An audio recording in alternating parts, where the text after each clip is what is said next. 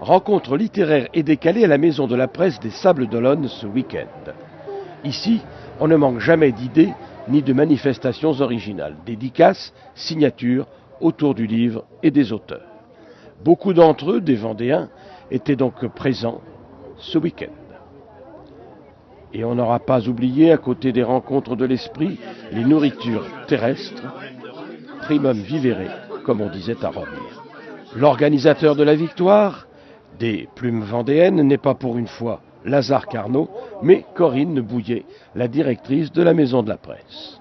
C'est une animation, je dirais, devant la Maison de la Presse, pour la deuxième fois, où nous travaillons surtout sur les échanges, sur la sympathie, sur le plaisir de partager plein de choses avec les lecteurs, et puis les auteurs entre eux aussi, hein. Donc tout se passe bien. Ça fait un lieu de rendez-vous et puis de convivialité, et puis ça nous permet effectivement, en plus cette année on a de la chance, on a des auteurs qui ont des nouveaux livres, donc là ils viennent en parler d'autant plus facilement. En plus les clients parlent du livre de l'année dernière qu'ils ont lu, ils peuvent partager avec les auteurs, donc ça c'est très important. Mais voilà, lit-on toujours en France ? Ah oui, toujours. Les gens s'interrogent. Mais aujourd'hui, ils ont besoin aussi de conseils. Ils ont besoin de moins se tromper. Parce qu'un livre, c'est un certain prix. Donc, il ne faut pas se planter sur ses lectures. Donc, ce qui est intéressant, c'est qu'effectivement, les gens viennent vous voir pour dire, bah, tiens, j'aime bien ce genre de lecture. Je veux de l'histoire, ou je veux un roman, ou je veux... Et là, on est là pour ça. Les libraires ont ce rôle-là, très important à faire. Et pour les plumes réunies là, un drôle d'oiseau chez un drôle d'éditeur.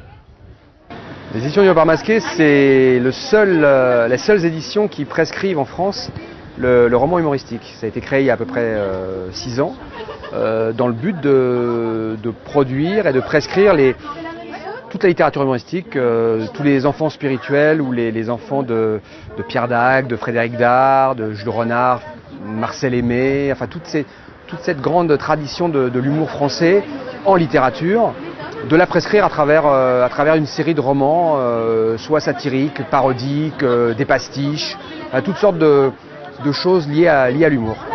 En fait, le but, c'est de reprendre avec une grille d'écriture plutôt très humoristique, de reprendre tous les genres littéraires. Effectivement, il y a des romans hystéro-déconnants, il y a des thrillers humoristiques, il y a de la satire politique, de la satire sociale, de la satire dans tous les coins.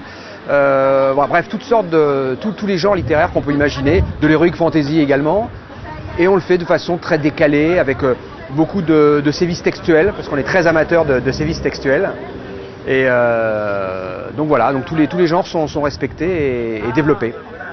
Hommage au fromage, il s'est choisi un drôle de nom, Gordon Zola.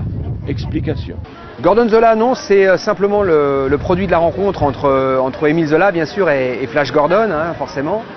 Donc c'est une espèce de rencontre spatio-temporelle qu'a créé un peu Gordon Zola. Voilà. Donc, ce qui sonne un petit peu mieux que Jessica Mambert ou Marc Scarpone. Ils étaient 12 sur le trottoir, et comme ils étaient assis derrière leurs livres, ils ne marchaient point, et ne pouvaient donc être assimilés à des péripatéticiennes ou péripatéticiens. Ce qui ne les ont pas toutefois empêchés d'attirer les clients.